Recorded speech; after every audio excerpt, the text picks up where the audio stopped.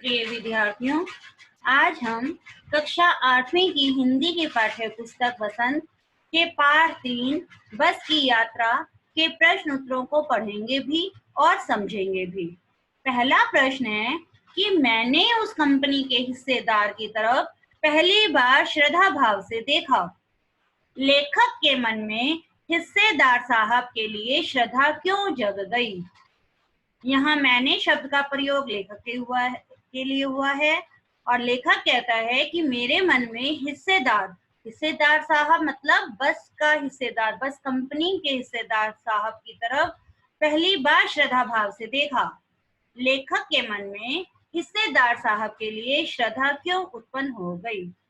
उत्तर 1, लेखक के मन में हिस्सेदार साहब के लिए श्रद्धा इसलिए जग गई क्योंकि वह थोड़े से पैसे बचाने के लिए बस का टायर नहीं बदलवा रहा था।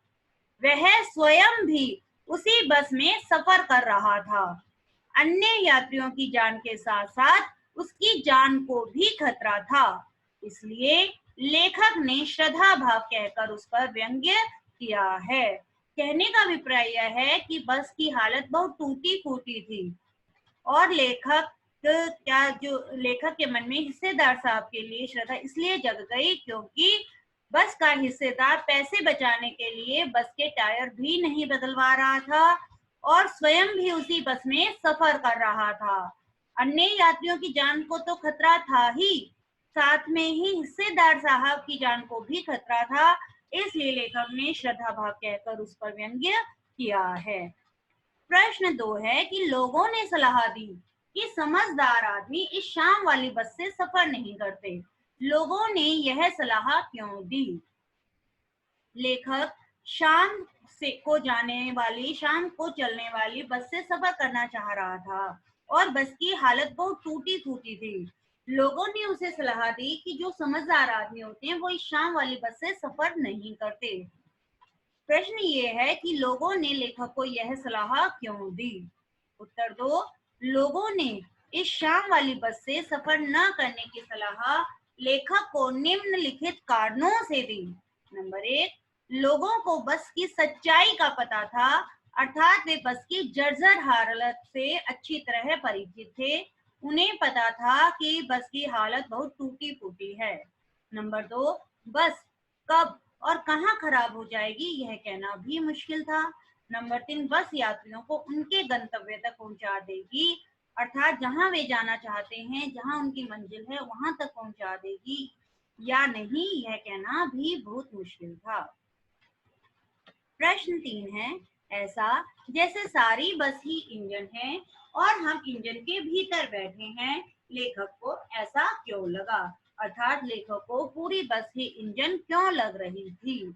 उत्तर 3, ऐसा जैसे सारी बस ही इंजन है और हम इंजन के भीतर बैठे हैं, लेखक को ऐसा इसलिए लगा क्योंकि जब बस को स्टार्ट किया गया तब वह जोर की आवाज करते हुए हिलने लगी, जबकि वास्तव में केवल बस का इंजन हिलना चाहिए था, लेकिन पुरानी बस होने के कारण वह पूरी बस ही हिल रही थी और जोर की आवाज कर रही थी।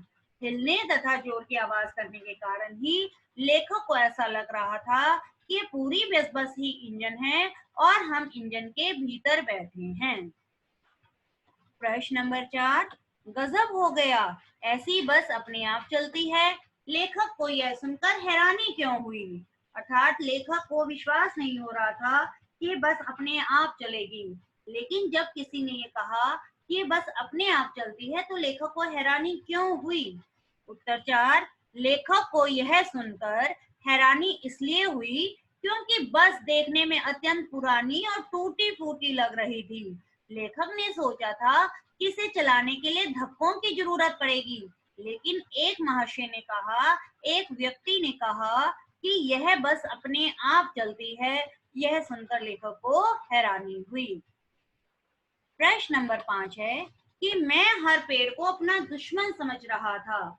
लेखक पेड़ों को दुश्मन क्यों समझ रहा था?